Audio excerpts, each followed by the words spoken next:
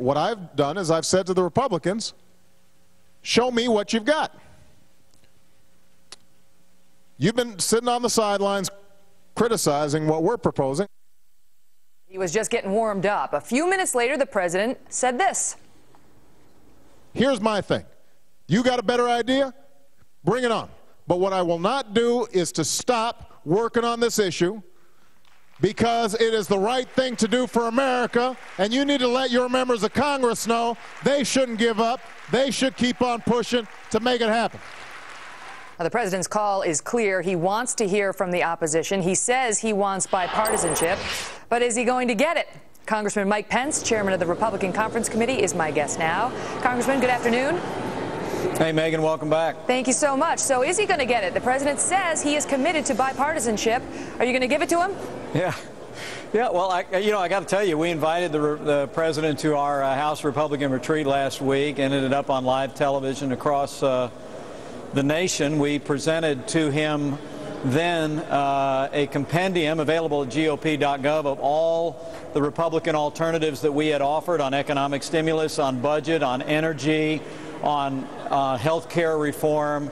So I got to tell you, I'm pretty mystified to hear the president, heading out to the country yesterday and saying, I've told him, show me what you got. Well, excuse me, Mr. President, we just showed you what we got. You repeatedly acknowledged that we have, in fact, been offering solutions.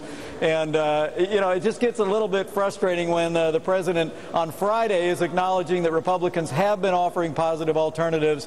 And by early this week, he's back to essentially acting as though he's still waiting for us to come up with stuff. You know, he says he's frustrated too, because he says, look, can I get any reaching across the aisle? He points to cap and trade, where he didn't get Republican support.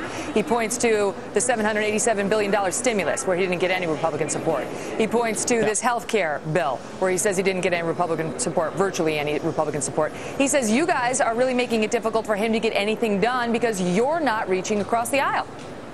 Well, look, bipartisanship doesn't mean giving Republicans the opportunity to vote for Democrat bills. Bipartisanship actually requires not reflexively saying no to every Republican proposal and then turning around and pretending like the Republicans didn't make any proposals at all. I mean, Megyn, come on. You've heard the administration now for the last year telling the American people what liberals on the Hill have been telling the American people, that we're the party of no ideas. Well, the president acknowledged repeatedly on Friday in Baltimore at the Republican retreat that we have, in fact, offered ideas.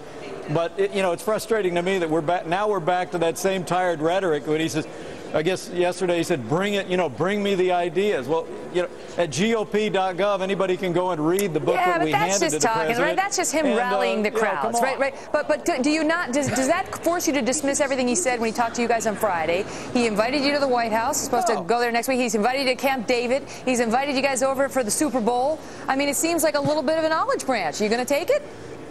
Well, look, let me say, I'm an Indianapolis Colts fan, so I'm going to the Super Bowl, Megan. I'm not going to the White House. Beyond that, look, we welcome the dialogue. It was our idea to invite the president to come to the House Republican retreat. It's healthy for the country, this public exchange of ideas, but bottom line, talk is cheap.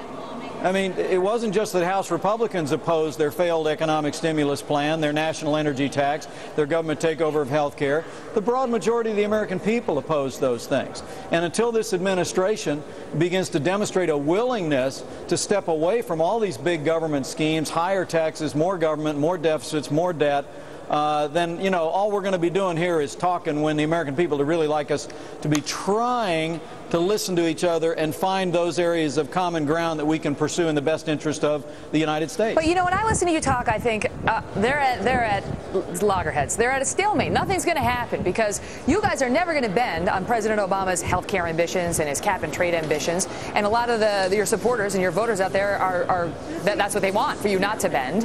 And he's never going to bend on some of the things that you want. I mean, he's not going to let the Bush tax cuts stay in place. He's not going to make massive cuts like some of the Republicans want in certain spending areas. So what's going to get done for the American people? Is this just how we have to live now? Every 4 years, nothing happens while both parties fight it out on Capitol Hill? Well, the first thing that's going to get done is we're not going to do the wrong thing. I mean, House Republicans are going to continue to oppose policies that will drive our economy further in the tank that'll increase deficits and the burden of debt on our children and grandchildren. I mean, first, do no harm. We're going to continue to fight in a principled way as the loyal opposition on Capitol Hill. But I want to suggest to you that if the Democrats on Capitol Hill and if this administration will recognize it's not just House Republicans that don't want their government takeover of health care, it's not just House Republicans that don't want their national energy tax and more of their so-called stimulus policies of passing out, government spending and boutique tax cuts, if they'll recognize that's the American people that don't want those things, the president can come our way, and we have ideas built on the principles of limited government, fiscal and personal responsibility.